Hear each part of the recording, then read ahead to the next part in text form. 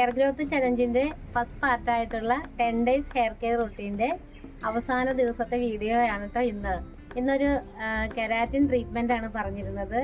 Keratin cream വീട്ടിൽ തന്നെ നാച്ചുറലായിട്ട് എങ്ങനെയാണ് തയ്യാറാക്കുന്നതെന്ന് നോക്കിയിട്ട് വരാം കേട്ടോ. ഞാനിവിടെ 5 വെണ്ടയ്ക്ക നല്ലോണം കഴുകി വൃത്തിയാക്കി മിക്സിയിൽ അരച്ചെടുത്തിട്ട് ഒരു തുണി ഉപയോഗിച്ച് ഇതിങ്ങനെ അതിൻ്റെ ജെല്ല് വേർതിരിച്ചെടുക്കുകയാണ് കേട്ടോ. ഇങ്ങനെ നല്ല പ്രഷർ കൊടുത്ത് ഇങ്ങനെ വടിച്ചൊഴിച്ചെടുക്കണം. ഇത് അരിപ്പയിലൊന്നും ഇതിൻ്റെ ജെല്ല് നമുക്ക് വേർതിരിച്ചെടുക്കാൻ സാധിക്കില്ല കേട്ടോ.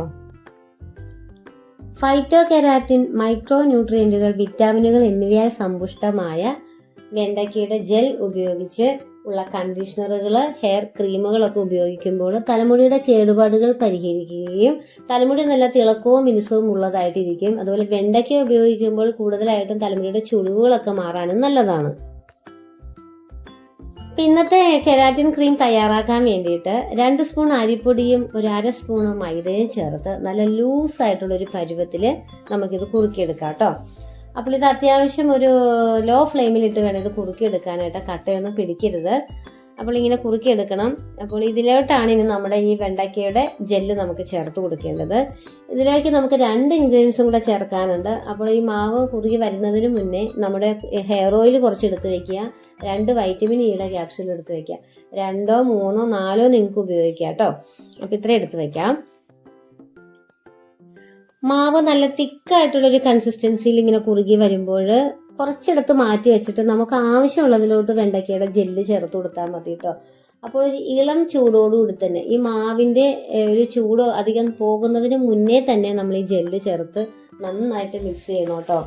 അപ്പോൾ നമ്മൾ ഇങ്ങനെയുള്ള ക്രീം തേക്കുമ്പോൾ ശ്രദ്ധിക്കേണ്ട ഒരു കാര്യം എന്താണെന്ന് വെച്ച് കഴിഞ്ഞാൽ തലേ ദിവസം നന്നായിട്ട് നമ്മുടെ തലമുടിയിലേക്ക് ഓയിൽ വാഷ് ചെയ്ത് കളയണം. തലമുടിയും സ്കാൽപ്പും എല്ലാം നല്ല രീതിയിൽ തന്നെ വൃത്തിയാക്കി വെക്കണം കേട്ടോ. അപ്പോൾ ഇങ്ങനെ കണ്ടോ, ഈ അരിപ്പൊടി കുറുക്കിയതിലോട്ട് ഈ ജെല്ല് ചേർത്ത് നമ്മൾ നന്നായിട്ട് ഇളക്കി കൊടുക്കുകയാണ്.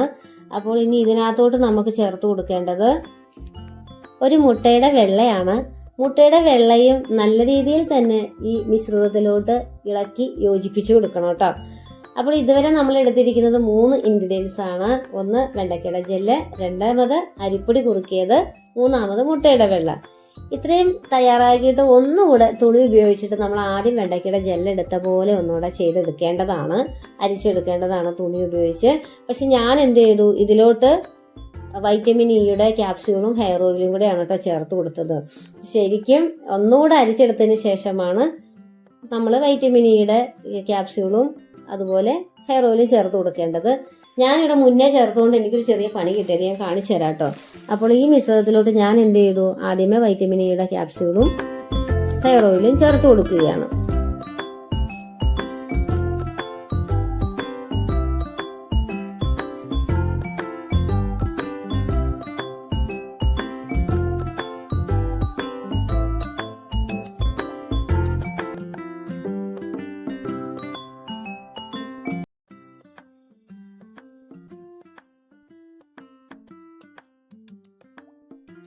ഞാൻ ഇന്നലെ തലമുടി നല്ല രീതിയിൽ എണ്ണയൊക്കെ കളഞ്ഞ് കഴുകി വൃത്തിയാക്കിയതാണ് കേട്ടോ. അതുപോലെ തലമുടിയിൽ ജടക്കെട്ടൊന്നുമില്ല, നന്നായിട്ട് ചീകി വൃത്തിയാക്കണം. അപ്പോൾ എണ്ണമയം പാടില്ല, ജടക്കെട്ടൊന്നും പാടില്ല കേട്ടോ. ഇങ്ങനെയുള്ള തലമുടിയിൽ ക്രീം തേച്ചിക്കണം. ജടക്കെട്ടൊക്കെ ഉണ്ടെന്നുണ്ടെങ്കിൽ തലമുടി പൊട്ടിപ്പോകാനായിട്ടുള്ളൊരു സാധ്യതയുണ്ട്. ഞാൻ ഈ ക്രീം അരിക്കാതെയാണല്ലോ ഹെയർ ഓയിലും വൈറ്റമിൻ ഇയുടെ ക്യാപ്സ്യൂളും ചേർത്ത് കൊടുത്തത്. അപ്പോൾ അങ്ങനെ തന്നെ മുടിയിൽ തേച്ചപ്പോഴേ തന്നെ എനിക്ക് അതിൻ്റെ ഒരു എന്താ പറയുക കൺസിസ്റ്റൻസി ഒരു ഒട്ടിപ്പിടിക്കുന്നത് പോലെ തോന്നുവാണ് കേട്ടോ. തുണിയിൽ 2 അരിച്ചില്ല. അപ്പോൾ ഞാൻ ആദ്യം വെണ്ടയ്ക്കയുടെ ജെല്ല് അരിച്ചെടുത്തു, പിന്നെ അത് അരിപ്പൊടി കുറുക്കിയതിന് ശേഷം വെണ്ടയ്ക്കയുടെ ജെല്ലും അരിപ്പൊടിയും കൂടെ ചേർത്ത് കൊടുത്തല്ലോ. അതിനുശേഷം ഞാനത് അരിച്ചിട്ടുണ്ടായിരുന്നില്ല. അങ്ങനെ നിങ്ങൾ എളുപ്പത്തിൽ ഒരിക്കലും മുടിയിലോട്ട് തേക്കരുത് കേട്ടോ. അരിപ്പൊടി കുറുക്കിയതിലോട്ട് വെണ്ടയ്ക്കയുടെ ജെല്ല് ചേർത്ത് കൊടുക്കുമ്പോൾ സംഭവിക്കുന്നത് ഈ 2 കൂടെ ചേർന്നിട്ട് ചെറിയ ചെറിയ കട്ടയാവാൻ സാധ്യതയുണ്ട്. ഈ അരിപ്പൊടി കുറുക്കിയത് ചെറിയ കട്ടയാവാൻ സാധ്യതയുണ്ട് കേട്ടോ. അപ്പോൾ ഇതിൻ്റെ കൺസിസ്റ്റൻസി മാറിപ്പോകും. അപ്പോൾ നമ്മൾ എന്ത് ചെയ്യണം, ഒന്നുകൂടെ തുണി ഉപയോഗിച്ച് അരിക്കണം. അപ്പോൾ എനിക്കിത് മുടിക്കത് പ്രശ്നമാവുകയാണെന്ന് മനസ്സിലായപ്പോൾ തന്നെ ഞാൻ എന്ത് ചെയ്തു, ഒരു തുണി എടുത്തുകൊണ്ട് വന്നിട്ട്, തുണിയെന്ന് പറഞ്ഞാൽ ഞാനിവിടെ പഴയ തോർത്തുമുണ്ടാണ് കേട്ടോ എടുത്തത്. എനിക്കിങ്ങനെ ഒരുപാട് മെനക്കെട്ട പണികളൊന്നും ചെയ്യാൻ ഇഷ്ടമല്ല, എളുപ്പത്തിൽ കാര്യം നടക്കണം. അപ്പം ഞാൻ എന്ത് ചെയ്തു, ഒരു പഴയ തോർത്തുമുണ്ട് തന്നെ എടുത്തുകൊണ്ട് തോന്നുന്നത്. അതിൻ്റെ ഭംഗിയും ബ്യൂട്ടിഫിക്കേഷനും ഒന്നും നോക്കിയൊന്നുമില്ല. അപ്പോൾ അത് ഞാനിത് അരിച്ച് കാണിക്കാട്ടോ. ഇങ്ങനെ ഒന്നുകൂടെ ചെയ്തത് പെട്ടെന്ന് 1 മിനിറ്റത്തെ കാര്യമേ ഉള്ളൂ. നമ്മൾ ഈ 1 മിനിറ്റത്തെ കാര്യത്തിന് മടി വിചാരിച്ചിട്ടുണ്ടെങ്കിൽ നമ്മുടെ തലമുടി തന്നെ നമുക്ക് നഷ്ടപ്പെട്ടു പോകും. അപ്പോൾ ഇങ്ങനെ രണ്ടാമത് നന്നായിട്ട് അരിച്ചതിന് ശേഷം ഞാൻ നോക്കുമ്പോഴുണ്ട് നല്ല രീതിക്ക് തന്നെ എളുപ്പത്തിൽ ഈ ക്രീമെല്ലാം നമുക്ക് അപ്ലൈ ചെയ്യാൻ പറ്റുന്നുണ്ട് കേട്ടോ. കഴുത്തിന് ഇരുവശത്തും കൂടെ തലമുടി മുന്നിലോട്ട് ഇട്ടിട്ട് പിന്നെയും ചെറിയ ചെറിയ പാർട്ടീഷനുകളായി എടുത്ത് തലമുടിയുടെ പുറമെ നല്ല രീതിയിൽ തന്നെ ക്രീം പുരട്ടി കൊടുക്കണം. ഇനി മുടിയുടെ വേരിലോ സ്കാൽപ്പിലോ ഒക്കെ ക്രീം ആയാലും പേടിക്കേണ്ട കാര്യമൊന്നുമില്ല കേട്ടോ. ഇത് നാച്ചുറൽ ആയിട്ടുള്ള ഒരു കെരാറ്റിൻ ക്രീമാണ്.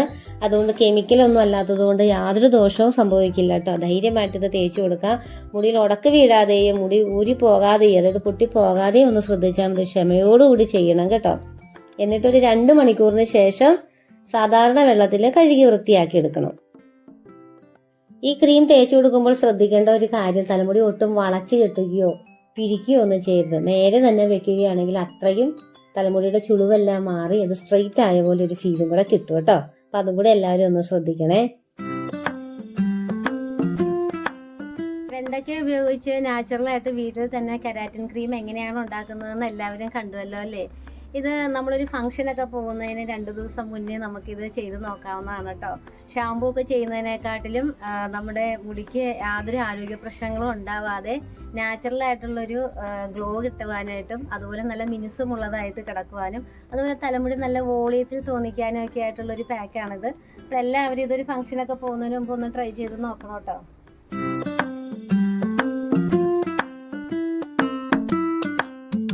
അപ്പോൾ ഇന്നത്തെ വീഡിയോ ഇഷ്ടമായെങ്കിൽ ലൈക്ക് ചെയ്യുക. എൻ്റെ ചാനൽ സബ്സ്ക്രൈബ് ചെയ്യാതെയാണ് വീഡിയോ കാണുന്നതെങ്കിൽ ദയവായി ഒന്ന് സബ്സ്ക്രൈബ് ചെയ്യണേ. താങ്ക്